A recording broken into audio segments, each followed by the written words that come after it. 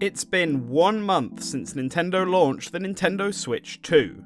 That is plenty of time to get over any kind of honeymoon period and really think critically about the system and its launch games. Specifically, Mario Kart World and Nintendo Switch 2 Welcome Tour. Across the team, we've played other titles like Deltarune and Cyberpunk, but for the sake of being concise, let's just focus on what Nintendo was offering us fans for the launch of its new system. Was it a home run, or should Nintendo have swung the bat a bit harder? And let's ignore the sales data for this. Objectively, it's been a successful launch. But that doesn't mean it was a good launch. Consumers can buy into undeserved hype. So, is that what is happening here?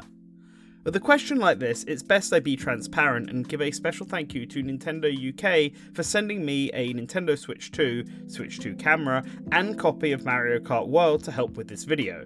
This has not influenced my opinion in any way. I'm going to approach this as objectively as a review can be. Anything you see in this video, like the GameCube controller and Welcome Tour, I paid for myself. Yes, I did in fact buy Welcome Tour, and by the end of this video, you'll know if you should as well. But let's not start there. Let's talk about the Nintendo Switch 2 itself first. Unlike previous console systems, the Nintendo Switch 2 isn't that large of a departure from its predecessor, in terms of form factor and functionality. Everything that was available on the Nintendo Switch, except the IR camera, has come back on Nintendo Switch 2. Features like the Joy-Con controllers and the hybrid, home and portable nature of the previous system are back in full force and better than ever thanks to new market tech. The jump to Nintendo Switch 2 is not too dissimilar to the jump from NES to Super Nintendo, or Game Boy to Game Boy Advance. The selling point is a buff to power, and quite a significant one at that, putting the Nintendo Switch 2 on par with something like an Xbox Series S. On the surface, that might not seem cutting edge enough. After all, the Series S is the weakest of Nintendo's competitors and a 5-year-old console at this point. But you wouldn't think that was the case when you're playing this device. It's actually kind of magical. I'm not going to pretend I'm a tech wizard who understands any of this stuff. If you want that, check out our latest Good Morning Source Gaming episode, where the whole team shared their thoughts on Nintendo's latest system, and Colum gave a little technical breakdown for us. I'm just going to stick to calling it Nintendo Magic, as the home of Mario has managed to pull some tricks to make even 420p games look 1080p, and despite having an LED screen, it looks almost as clear as an OLED in handheld mode. Games running on this device look insanely impressive, to the point that you would likely never notice that the system is running some at a lower fidelity than its competitors. Maybe telling you all this will ruin some of that magic, but I think it needs saying, as it's a technical feat for sure. The device itself is really nice to hold. It's larger and weightier, but it's not overly chunky like a Steam Deck is. It's comfy to hold, and its new finish and style make it seem less like a toy, especially the Joy-Con. The Nintendo Switch's screen also looked sleek, but the Joy-Con had a very cheap plastic feel to them, which brought the system down a bit. I don't think that's the case here. The Joy-Con 2 are great, and as someone who has big hands, I appreciate the bump in size. Speaking of the Joy-Con 2, the new gimmick they bring to the table is mouse mode. Turn the Joy-Con on its side and a little camera in the controller tracks your movement and replicates the feeling of using a computer mouse. The transition between control schemes is seamless, and it works well on the player's lap, so you don't even need a table or mousepad to use the feature properly. I would recommend wearing the wrist straps when you do use mouse mode though, as the extra width it provides helps keep the mouse balanced. The Joy-Con 2 connects to the Nintendo Switch 2 via magnets that are in the system itself, and the connection is really solid. Somehow, it feels sturdier and easier to attach and detach the Joy-Cons from the system than it ever did on Nintendo Switch 1. Obviously, with this new system and this new size, you can't attach original Joy-Cons to the Nintendo Switch 2, even though you can still use them on the system itself via Bluetooth. So, if you do have some Joy-Con 1 still lying around, then you'll need to keep your original Nintendo Switch as well, in order to charge them. Or you can just buy a separate charging stand for them, but that's an additional cost. The other major peripheral on the Nintendo Switch 2 is the camera. This doesn't come packaged with the system, but it's still a major part of the console itself, having unique functionality in many Nintendo Switch 2 games, both released and upcoming, and being usable in GameChat, one of the other new big selling points on the Nintendo Switch 2. The lack of a real in-game chat option on the Nintendo Switch 1 is one of its downsides. Nintendo asked fans to use its mobile app to chat instead, but why would anyone do this when platforms like Discord exist? GameChat aims to fix that, and I was genuinely impressed by the system. Up to 12 people can be in a single game chat, although screen sharing and the camera only work with up to 4. And while your friend's video might be choppy, I felt no hit to my own gameplay while they were streaming theirs. GameChat is seamless, just a single button press and you're in, with an easy way to invite friends that even sends them a notification to their phone.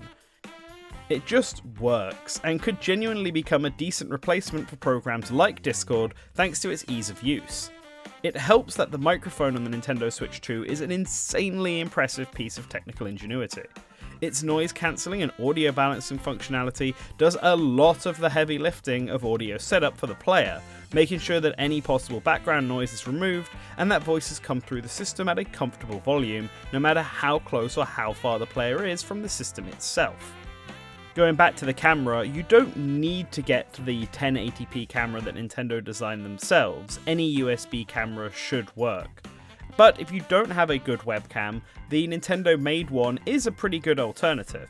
How good is it, you ask? Well, any of the live action footage you've seen in this video so far has been recorded with it. Yes, I do own 2 of these cameras. Gotta get that professional 3-camera setup going, don't you know? In actual game use, the camera has great green screen effects, and is able to identify and hone into the player's face for in-game use, like in Mario Kart World. If there are 2 or more players behind the camera, you can manually assign faces instead, which is a neat option. In fact, GameChat is filled with neat options, from screen size to accessibility features like text-to-speech and speech-to-text, the former letting you even pick an accent for your robotic voiceover. It let my friends and I play Mario Kart World the authentic way, with an Italian accent. Mamma mia! Overall, I'm very impressed with GameChat, and I think it's a mistake that, after year 1 on the market, they're going to start charging for it by making it a part of NSO. I get Nintendo wants folks to purchase NSO, and are adding incentives to the service to make it more appealing, but I'm not sure anyone will buy it just for GameChat, when Discord and similar apps do still exist. A few other points before I move on to talking about the launch games themselves. I don't have a lot to say on the dock, but I do like its design compared to the original. Although the backplate has the same issues the OLED dock has. It just comes straight off, and I'm sure I'll forget to put it back on and it will end up in a drawer somewhere. The power plug might be an odd thing to talk about, but I actually appreciate that Nintendo made the wire changeable. The length is fine for me, but if my room layout ever changes, I have the option to swap out the wire for a new one. Given the dock requires more power and a better HDMI than the norm to function, it's good that Nintendo has at least given us some ability to customize it this time. The kickstand on the Switch 2 is also way better than it ever was on the Switch 1. The OLED upgrade was also good, but this new one feels nicer and is a lot sleeker. And lastly, I have noticed that after prolonged play, my Nintendo Switch 2 is quite hot. This might be nothing, but it has made me a little concerned, and I find myself unplugging it from the dock whenever it happens, just to be safe. Okay, that does it for the system itself. Let's talk about games, starting with Nintendo Switch 2 Welcome Tour. We go from the hardware itself to a game all about the hardware, and if you aren't interested in that, then you won't be interested in this game. A lot of people have looked at Welcome Tour and judged it on the mindset of it should have been a free game and it's not, therefore it's bad. And that's a stupid mindset to have, in my opinion. After playing through it all, I do think that it should have been a pack-in title, but my reasoning for that isn't some entitled idea that the system requires a pack-in title and that the game's theming as an interactive instruction manual for the system itself sets it up to be one. My reasoning is that a lot of players can't even interact with everything in this game, and it turns it from an £8, $10 game into something over £100. And I think if you're paying for this game, you shouldn't be gatekept from some of its content just because you lack certain optional add-ons.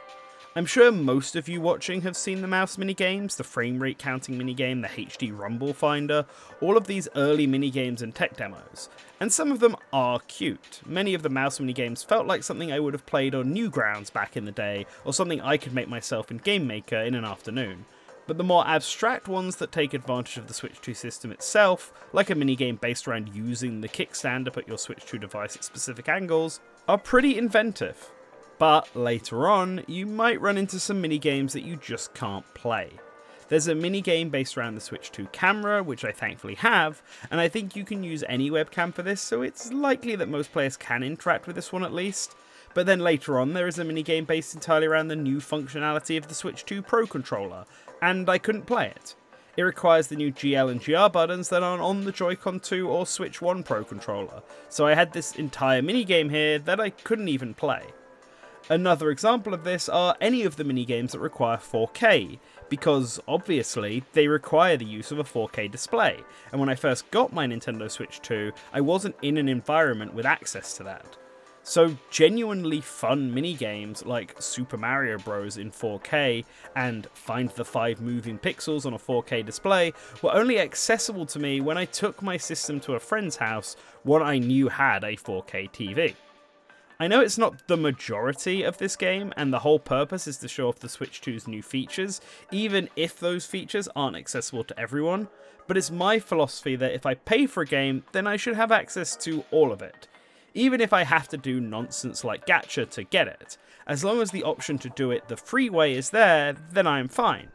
But Welcome Tour asks the player to buy the game, and then hundreds of dollars worth of peripherals and possibly a 4K TV, just to experience what is mostly an extremely basic fun for a few seconds minigame. And that's not cool. At least the game has a cute workaround so players aren't softlocked through progression. With all that said, what is cool in Welcome Tour are actually the parts where it is just a manual. There are some neat tech demos in the game that left me quite impressed with what the system can do, the standouts being the tech demo that involved the Switch 2 microphone. Always remember to return to the source. But the actual quizzes and manuals themselves are fascinating. Learning just how the microphone works, learning that you can use HD Rumble to make sounds, how the Joy-Con 2 mouse is different from a PC mouse, how the magnets operate. It's all presented in a fun and easy to digest way, and I genuinely learnt the meaning behind some technical jargon that had always eluded me, like what HDR and variable refresh rates actually mean. Some of you are probably scoffing at the fact that I didn't know this already, but I am just a layman, one who has seen HDR and VRR thrown around on his phone and TV with no explanation for what it means, and I imagine it's the same for most regular Joes like myself. So do I recommend Nintendo Switch 2 Welcome Tour? Only if you're the sort of person who enjoys going to museums and learning about how things are made. Some of the knowledge I picked up in Welcome Tour will stick with me forever, and for that, I don't have any regrets buying it. But if you are someone hoping for a minigame collection like Nintendo Land or Wii Play or even 1-2 Switch, then you will be disappointed. There are a lot of them in this game, but most of them are extremely basic, and the process to unlock all the minigames is agonizingly slow. At least 1-2 Switch lets you pick which minigame you want to play after an initial starting game is done. Welcome Tour makes you work to get its basic Flash games. Okay, so originally I was also going to include Mario Kart World in this review video, but what I wrote ended up being way too long, so that's going to be its own video coming out very shortly, if not at the exact same time as this one. So before I wrap up, let's talk Nintendo GameCube. Because while Nintendo Switch 2 Welcome Tour is not a pack-in title, for anyone paying for the Nintendo Switch Online Plus Expansion Pass, GameCube on NSO pretty much is. I think it should be highlighted that unlike any other previous retro game service Nintendo has offered, the NSO library has not reset. Everything that was available on the Nintendo Switch is available day one on Nintendo Switch 2. No additional purchases required. In the case of the Nintendo 64 classics, it is even better on Nintendo Switch 2, with many of the missing features of the emulator, like remappable controls, rewind and screen filters, finally added in. But the Nintendo GameCube Classic is the big draw, available exclusively on Nintendo Switch 2, and it launched with 3 titles: F-Zero GX, The Legend of Zelda Wind Waker, and Soul Calibur 2. Since launch, it has also added its first Mario title in Super Mario Strikers, aka Super Mario Smash Football. I'm not going to sit here and review every single one of these games, they're old classics and it's great having them back for the modern era. Instead, I'll finish this review off by rating the service itself. It's good, acceptable, not nearly as bad as the Nintendo 64 service was when it launched. It still has some of the issues I think the other NSO apps have, like its ability to play online is still hampered by lag, which in games like Soul Calibur 2 is just unacceptable, and similar to the Nintendo 64 app, you're going to have a better time actually having the official controller to play these games with. It just feels more natural playing F-Zero GX with a GameCube controller, but overall it's a solid start to the service, and I'm looking forward to when Fire Emblem Path of Radiance and Chibi Robo make their debut. The last thing to talk about here before I conclude this video is the Nintendo Switch app for mobile phones. A previously rather useless app, it's been updated alongside the Nintendo Switch 2 with various new features. Some of these are game dependent, like the Zelda notes that tie into the Nintendo Switch 2 editions of the 2 big Switch Zelda games. As a side note, I only briefly played them both, and they look wonderful on Nintendo Switch 2 with their higher frame rates and visuals, but the big important feature for the app is that photos and videos taken on Switch 2 are immediately transferred to the app. This is actually an amazing feature, and one that should be praised more. Getting photos and videos from the Nintendo Switch was always cumbersome unless you were uploading it straight to Twitter or Facebook. Now it's immediately on the app and ready to save straight to your smart device, making it practically seamless to take an in-game photo or video and share it with friends on a platform of your choice. And seamless really is the key word for Nintendo Switch 2. Whether it's the faster UI, which now also have neat little sound effects playing, giving it more character than its predecessor, seamless photos, seamless connecting of the Joy-Con 2, seamless transition into GameChat, the Nintendo Switch 2 is designed to be efficient, and I love it for that.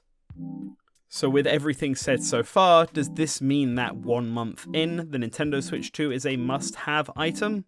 Well, I love it. I think it's great, and a vast improvement over the Nintendo Switch 1. But right now, it's not a must-have. Mario Kart is great, and you'll hear more of my opinion on that in the other video, but beyond that, the system has very little exclusive, must-have titles, and it also doesn't have much on the horizon right now. Donkey Kong Bonanza in a few weeks is Nintendo's next big game, and that might change things around, but as of the 1 month marker, I don't think anyone who skipped out on Nintendo Switch 2 is missing anything major. It will become a must-have item, on that I have no doubt, and as more first and third party titles come to the platform, it will become a better valued video game system. But much like Welcome Tour, right now it's a device for the enthusiasts. If you have a friend with the system, then you're set on Mario Kart World Fast Fusion and Survival Kids, or multiplayer focused titles. The only single player exclusive is Welcome Tour, and you can take it or leave it. No, I'm not counting the remasters of Yakuza 0 and Bravely Default, as they aren't wholly new. So yeah, the Nintendo Switch 2 is a great device with fantastic features that improves in every way over its predecessor, but it's not the most exciting next step into a console generation, and until the exclusives start rolling in over this year, I don't think it's a must-have either. By the end of 2025, I suspect my opinion on this will change, but for now, don't feel bad if you don't have the system yet, just pick it up down the line when you are able to. Again, I want to thank Nintendo UK for supporting us in our coverage of the Nintendo Switch 2 in its launch. I know the system has done them well, I've seen the sales data, and I hope it continues to do well, especially as more games come out. As always, we want to thank our patrons. They are on screen right now, the $5 plus tier. You can figure out how to join them by following in the description below. Let us know in the comments if you've already bought a Nintendo Switch 2 or if you're on the fence about buying a Nintendo Switch 2. I want to hear all of your thoughts. Up next we have the Mario Kart World video, so remember to subscribe so that you always return to the source.